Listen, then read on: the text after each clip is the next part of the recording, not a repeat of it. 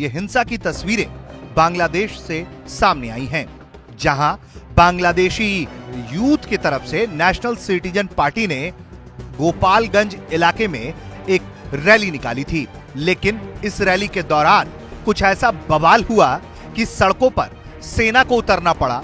इतना ही नहीं, सेना अपने आर्मर्ड व्हीकल तक लेकर चली आई, सीधे लोगों पर गोलियां तक चलाई गई, क्योंकि हिंसा हाथ से आगे निकल गया था। हिंसा पर काबू न पाने के कारण देखिए किस तरह की तस्वीरें बांग्लादेश से सामने आई हैं, जहां जगह जगह आगजनी, बवाल, पत्थरबाजी हो रही है।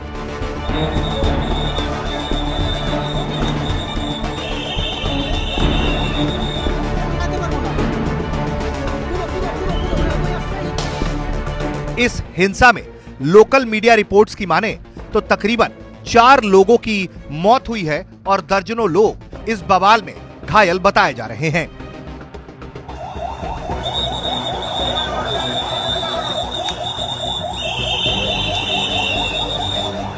दरअसल ये प्रदर्शन क्यों था, ये भी समझ लीजिए।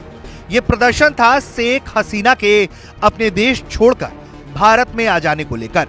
जब इस घटना को 1 साल पूरे होने जा रहे हैं, तब से वहां लगातार बदलाव की मांग की जा रही है और यही वजह है कि लोग इस बात से नाराज हैं कि जो वादे किए गए थे उसे अब तक पूरा नहीं किया गया। और यही मांग को लेकर युवाओं की नेशनल सिटीजन पार्टी सड़कों पर प्रदर्शन कर रही थी। लेकिन अंतरिम सरकार के प्रमुख सलाहकार मोहम्मद यूनुस, उन्होंने इस पूरी घटना को ट्विस्ट देने की कोशिश की और उन्होंने कहा कि नेशनल सिटीजन पार्टी, पुलिस और मीडिया पर एक शांतिपूर्वक रैली के दौरान ये हमला किया गया और गाड़ियां तोड़ दी गईं, लोगों के खिलाफ हिंसा की गई।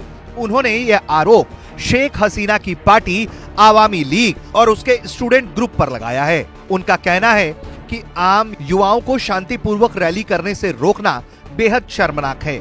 ये मानवाधिकार और लोगों के लोकतांत्रिक मूल्यों का उल्लंघन है।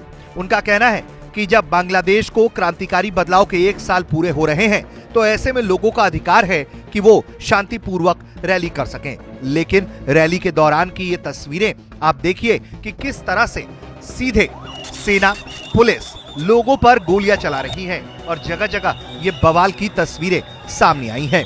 पुलिस और अस्पताल प्रशासन की तरफ से रॉयटर्स के पूछे गए सवालों का जवाब नहीं मुहैया कराया गया और इस हिंसा के बाद प्रशासन ने इस इलाके में कर्फ्यू लगा दिया। वहीं अवामी लीग ने ये दावा किया है कि उसकी पार्टी के लोग सेना की गोलीबारी में मारे गए हैं। ब्यूरो रिपोर्ट, भारत तक।